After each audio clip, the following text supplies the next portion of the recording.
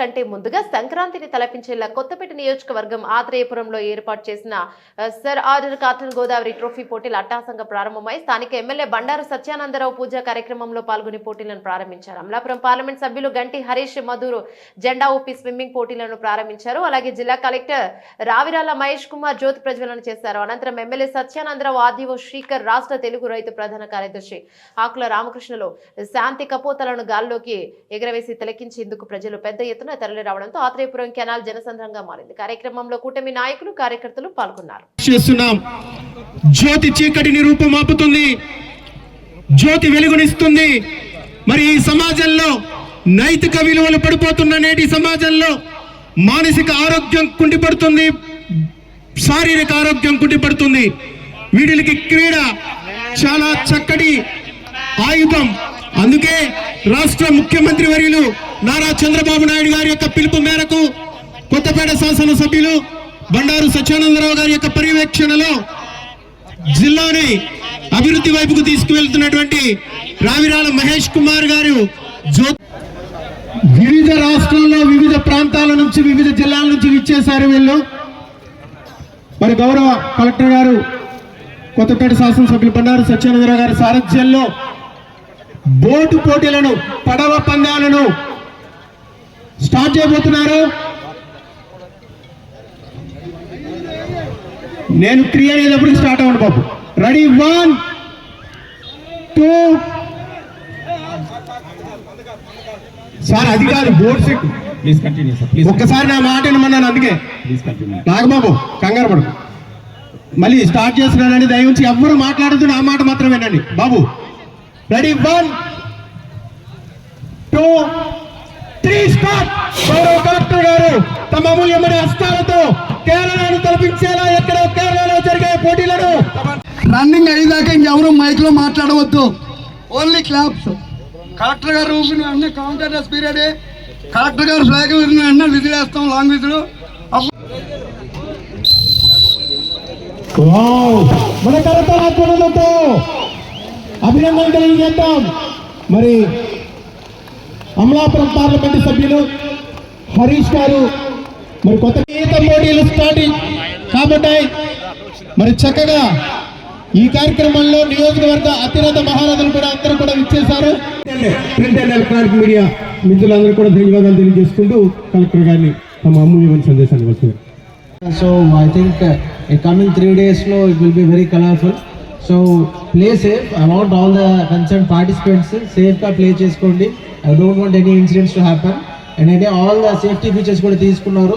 We get one ibbandi lekunda. So I would expect all these activities to go in a very good manner. So all the very best for everyone of you. Thank you. సముద్రంగా ఈ కార్యక్రమంలో పాల్గొనాలని ఎదురు చూస్తూ ఉన్నారు. ఈ రోజున ప్రారంభమైన ఈ పోటీలు 11, 12, 13 3 తేదీల్లో కూడా నిర్వహించబడతాయి. కేరళ తరహాలో ఇప్పుడు కూడా కోనసీమ కేరళని పోలి ఉంటుందనేది అందరికీ తెలిసిన విషయం. ఈ కేరళ తరహాలో ఇక్కడ ఈ పడవల పోటీలు, ఈత పోటీలు, రంగోలీ పోటీలు, పతంగుల పోటీలు, వివిధ రకాలైనటువంటి పోటీలు, కేయాకాంగు, పారాగ్లైడ్ వంటి పడవల పోటీలు, డ్రాగన్ బోట్ పడవల పోటీలు చాలా గొప్పగా ఈనాడు ఇక్కడ నిర్వహించడానికి ఏర్పాటు చేయడం జరిగింది. దీనికి మన జిల్లా కలెక్టర్ గారు శ్రీ మహేష్ కుమార్ గారు సంపూర్ణ సహాయ సహకారాలు అందించారు. వారు ఇక్కడ ఈ కార్యక్రమం చేద్దామనంటే వెంటనే చాలా ఇన్స్పిరేషన్ ఇచ్చి పెట్టండి, ప్రభుత్వ పరంగా కూడా సహకరిస్తామని మన ఆర్డీఓ గారు, శ్రీకర్ గారు, ఇంకా వివిధ శాఖల అధికారులు బాధ్యత తీసుకుని ఈ కార్యక్రమాన్ని విజయవంతం చేయడానికి ఈనాడు తగిన ఏర్పాట్లన్నీ చేసి నిర్వహించడానికి ముందుకు రావడం జరిగింది. అదేవిధంగా ఎన్డీఏ కూటమి నేతలు కూడా ఇందులో పాల్గొని విజయవంతాన్ని కృషి చేస్తూ ఉన్నారు. మరి ఆత్రేయపురానికి ఈనాడు ఒక కొత్త రూపురేఖలు. ఎందుకంటే ఆత్రేయపురం పూతరేకకి గొప్ప పేరు ఉంది, మనకి ప్రపంచ వ్యాప్తంగా ప్రసిద్ధి పొందింది.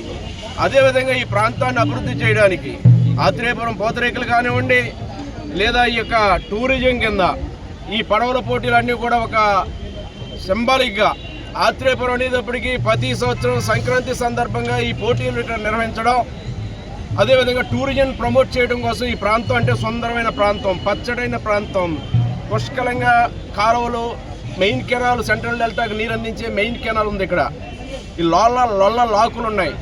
శ్రీ వాడపల్లి వెంకటేశ్వర స్వామి వారు ఉన్నారు. ఈ ప్రాంతాన్నంతా కూడా ఒక టూరిజం హబ్గా మార్చాలి. ఈ ఆత్రేయపురంలో ఉన్న ఈ కుటీర పరిశ్రమలైన పూతరేకులు, పచ్చళ్ళు, మామిడి తాండ్రలు లాంటి వాటికి ప్రోత్సాహంతో పాటు పర్యాటకులు కూడా, ఆధ్యాత్మిక పర్యాటకులు వాడపల్లి వెంకటేశ్వర స్వామి దర్శనానికి వచ్చి ఇక్కడ స్టే చేసి ఇక్కడ పర్యాటకంగా ఈ చుట్టుపక్కల ప్రాంతాల్లో వారు పిల్లలతోటి, కుటుంబ సభ్యులతో గడిపే విధంగా తగిన ఏర్పాట్లు చేయాలనే ఆలోచన కూడా ఉంది. ఒక టెంపుల్ టూరిజం, ఒక ఎకో టూరిజం, ఈ యొక్క ప్రాంతాన్ని ఒక టూరిస్టు పర్యాటక ప్రాంతంగా తీర్చిదిద్దడానికి తగిన అవకాశాలన్నీ కూడా పరిశీలించి అభివృద్ధి చేయాలనే ఆలోచనతో దానికి నాందిగా ఈనాడు ఈ సంక్రాంతి సంబరాల్లో ఈ పోటీలన్నీ నిర్వహించడం జరుగుతూ ఉంది. ఇవన్నీ కూడా ఇది నాంది, ఇది కొనసాగుతుంది. ఈ విధమైన పోటీలు కానీ, ఈ విధమైన ఏర్పాట్లు కానీ పర్యాటకులను ఆకర్షించడం కోసం శ్రీ వాడపల్లి వెంకటేశ్వర స్వామి వారి యొక్క సన్నిధికి వచ్చే భక్తులకు కూడా తగినన్ని పర్యాటక కార్యక్రమాలు ఇక్కడ ఉండే విధంగా అన్ని విధాలా ఆలోచించి ఈ లొల్లలాకుల ప్రాంతాన్ని, ఆత్రేయపురం గ్రామాన్ని ఒక పర్యాటక హబ్గా తీర్చిదిద్దడానికి ఆలోచన చేసి కార్యరూపం దాలుస్తామని కూడా తెలియజేసుకుంటూ, చక్కగా ఈనాడు ఏర్పాట్లు చేసినటువంటి అధికార యంత్రాంగాన్ని, జిల్లా కలెక్టర్ గారిని, ఆర్టీఓ గారిని, వివిధ శాఖల అధికారుల్ని, అదేవిధంగా మా యొక్క ప్రజాప్రతినిధుల్ని, ఎన్డీఏ కూటమి నాయకులు కూడా హృదయపూర్వకంగా వారికి అభినందనలు, కృతజ్ఞతలు తెలియజేసుకుంటూ, ఈ 3 రోజులు కొత్తపేట నియోజకవర్గ ప్రజలు కానీ రాష్ట్ర వ్యాప్తంగా రేపు సంక్రాంతి పండుగ సందర్భంగా ఇవాళ రేపట్లో చాలా సుదూర ప్రాంతాల నుంచి ఇక్కడ వస్తారు.